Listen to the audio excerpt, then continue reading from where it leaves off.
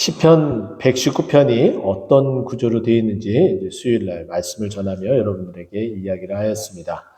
시편 119편은 히브리어 알파벳 22개를 하나의 알파벳당 8번씩 반복하는 그 구조를 가지고 있어서 22 곱하기 8 해서 전체 우리가 119편 전체 몇 절인지 모르더라도 그 알파벳 숫자와 8번 반복한다라는 것만 알아도 176절인 것을 우리가 알 수 있다라고 말씀을 드렸고요. 또 이와 같이 유사한 방법으로 그런 구조를 가지고 있는 것이 예레미야 애가다. 예레미야 애가가 전체 5장으로 되어져 있는데 3장, 가운데 있는 3장만 3번 반복해서 66절로 되어져 있고 1장과 2장 그리고 4장과 5장은 22절로 되어 있다라고 말씀을 드렸어요.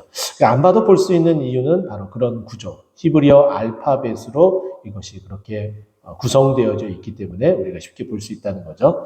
자, 오늘 맥체인 성경 읽기의 말씀에 의하면은 49절에서 72절까지 말씀입니다. 그러면 이 안에 맨 마지막에 해당되는 이 부분을 보게 되면은 히브리어 알파벳 9번째에 해당됩니다. 그래서 8, 9, 72 이렇게 되겠죠. 그래서 마지막 72절까지 9번째 이제 해당이 되는데 그게 이제 65절부터 시작이 됩니다.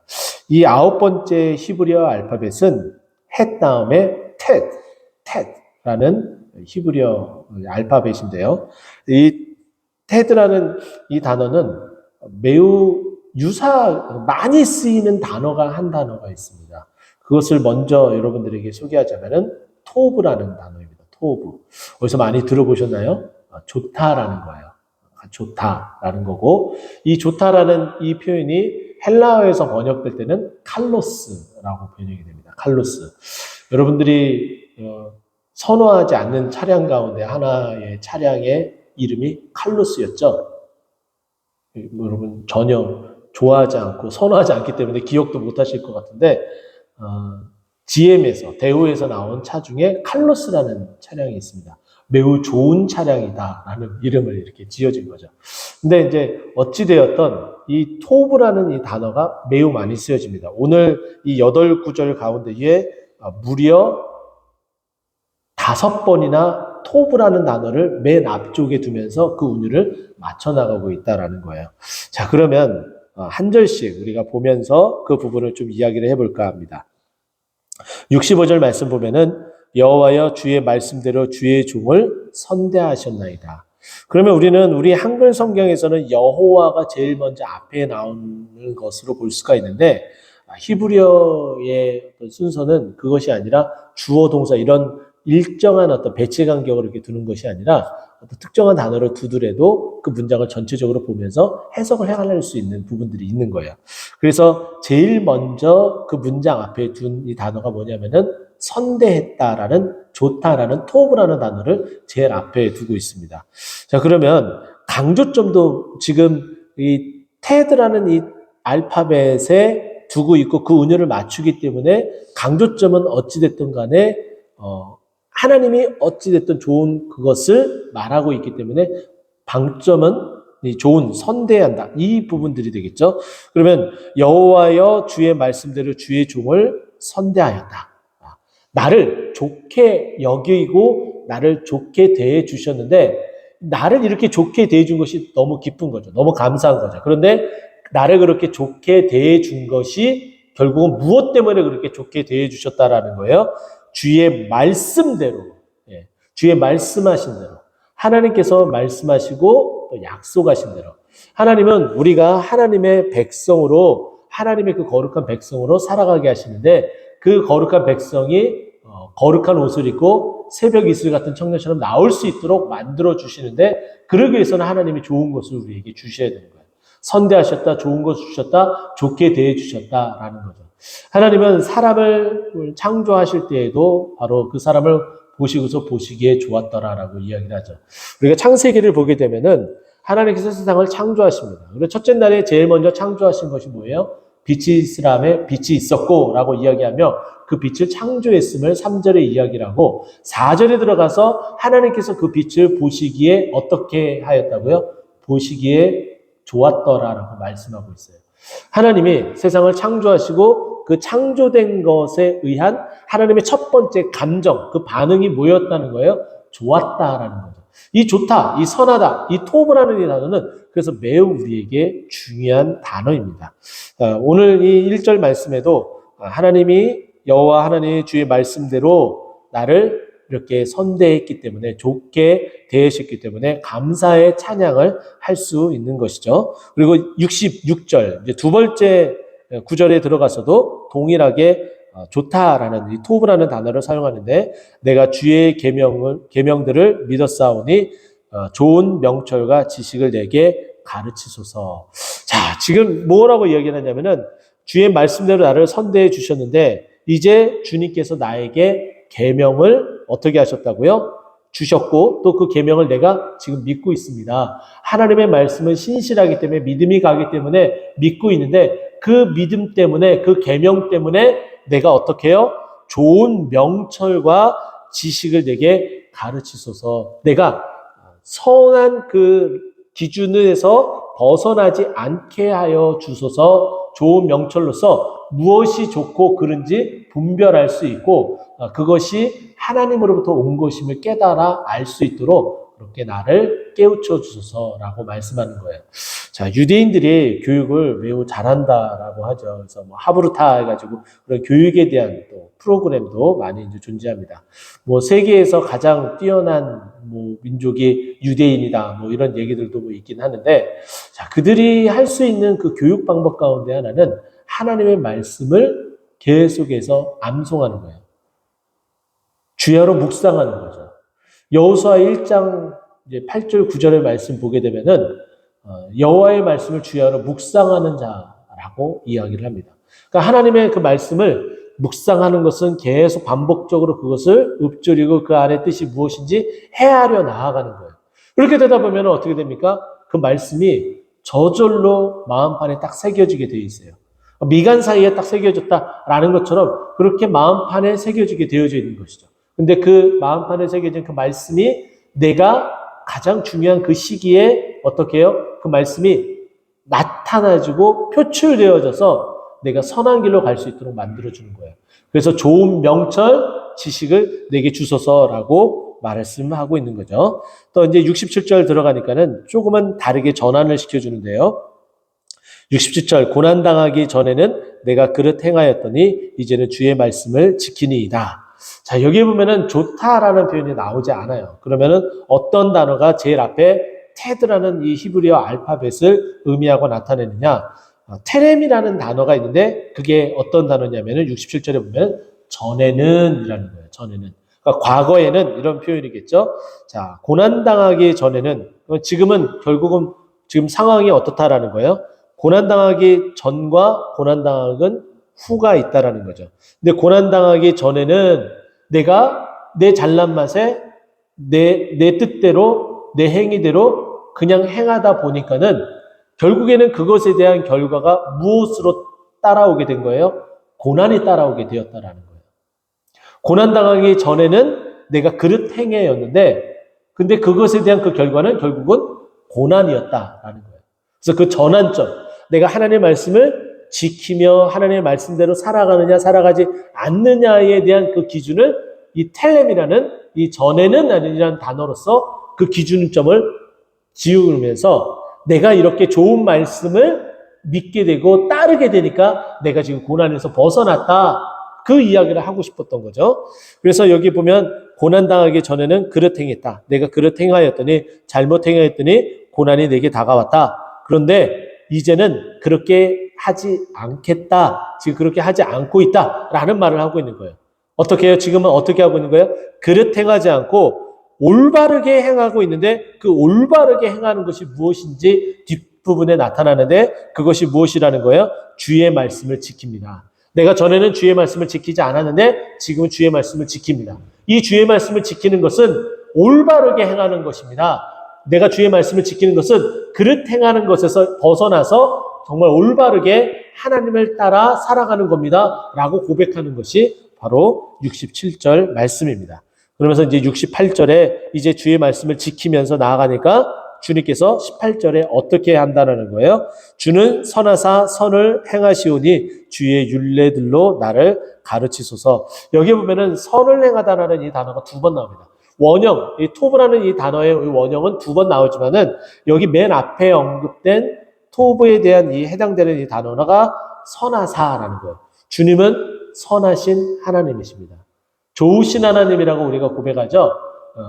영어로서 간단하게 God is so good 이렇게 표현합니다. God is so good 이렇게 표현을 하게 되죠. 하나님은 정말 좋으신 하나님이에요. 그 하나님이 왜 좋으십니까? 우리가 찬송에도 고백했던 것처럼 내가 죄인 되었는데 나를 죽이지 아니하시고 그 죽음의 그 죄값 사망에 이르지 아니하고 우리를 구원으로 생명으로 인도하셨기 때문에 좋으신 하나님이시라는 거예요. 그리고 뿐만 아니라 나에게 각종 좋은 것을 주시는 하나님이시기 때문에 좋으신 하나님이시고 또 나에게 그렇게 살아갈 수 있도록 좋은 하나님을 따라갈 수 있도록 주님의 그 좋은 말씀을 우리에게 주시기 때문에 좋은 하나님이시라는 거예요. 그 좋은 하나님 주는 선하사 나에게 그 선을 어떻게 하신다는 거예요? 행하신다. 하나님은 좋은 하나님이신데 그 좋은 것을 행하지 않으면은 좋은 하나님이라고 우리가 알 수가 없어요. 근데 하나님께서 좋은 하나님으로서 그 안에 그 가득한 선으로 선을 나타내고 있는 거예요. 그것이 히브리어 토브를 말하고 있는 것이죠. 그러면서 주의 율례들로 나를 가르칩니다. 결국은 선을 행했는데 그 선이 주의 율례라는 거죠. 그래서 주의 율례를 나를 가르치는데 그것은 선한 일이고 그 선을 나에게 행하셨는데 그 나에게 선을 행하신 그 율례를 가르치신 그 하나님, 그것을 행하신 하나님이 좋은 하나님이십니다. 라고 반복해서 우리에게 그것을 말씀해 주고 있습니다. 그러면서 또 반전을 줘요. 전혀 우리에게 말하지 않고 있는 이 토브라는 단어가 또 언급되지 않는 69절이 언급이 되는데 교만한 자들이 거짓을 지어 나를 치려하여 싸우니 나는 전심으로 주의 법도를 지킵니다. 계속해서 지금 시편 기자는 무엇이라고 얘기하냐면은 내가 주의 말씀을 계속해서 지킵니다라는 말들을 계속하고 있어요. 그런데 내가 지금 그 주의 말씀을 지키는 그 상황이 어떤 상황이에요? 교만한 자들이 거짓을 지어서 나를 치고 있는 상황이라는 거예요.